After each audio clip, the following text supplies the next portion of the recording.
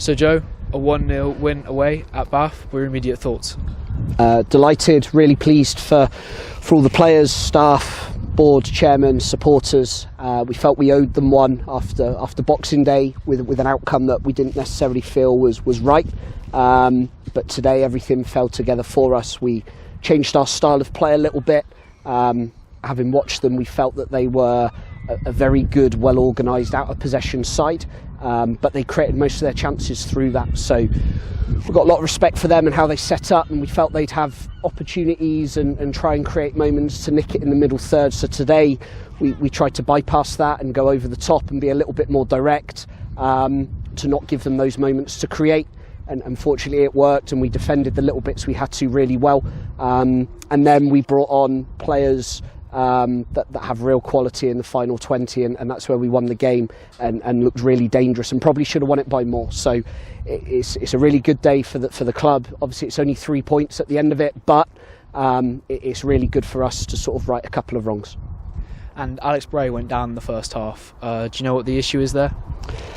Not straight away. It does look pretty serious. I don't think he'll play again. Obviously he was stretchered off. Could be something with his ACL, but at the moment it's probably too early to tell, other than be very, very, very surprised if he's involved in our final game of the season, which is a great shame because he's been so consistent this season in terms of his performance, but also his availability. So it's a sad way for him to end the game. Wish him well, and hopefully when he goes for a scan, it won't be as bad as perhaps it could be, or maybe appears at first glance. Okay. And another win away at Bath, and as it's a derby game, how much does it mean to the club to get that win? I think you saw at the end with the celebrations with the supporters. It's really important, these sort of games, because that's what really connects the players with the supporters. Obviously we get a lot more away fans at these games because they're closer, and they can see that how much it mattered to the players. So of course, like I said, it is only 3 points, but these games always have a little bit more, and despite both of ourselves and Bath being mid-table, you could tell that they really wanted to win it, and as their supporters did. So yeah, it's a great way for us to win the game, completely control and nullify them, and to win it at the end like we did and celebrate was great. And obviously we have to make sure that we can replicate more of these moments going forward. And moving on to the next game, 𝗠𝗁𝘁 at home, the last game of the season. How do you plan to prepare for that?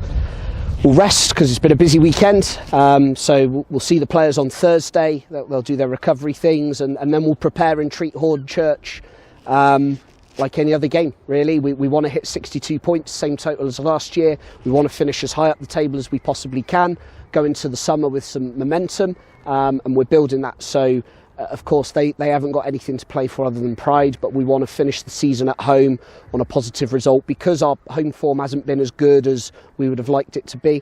So it'll be really important for us to put on a good display like we did on Friday against a good Western side, and end with 3 points and hit 62 points and see where that puts us in the table. It could even put us top 10, which would be a fantastic outcome for such a young group, and for the club in general. Cheers, thank you, Joe. Thanks.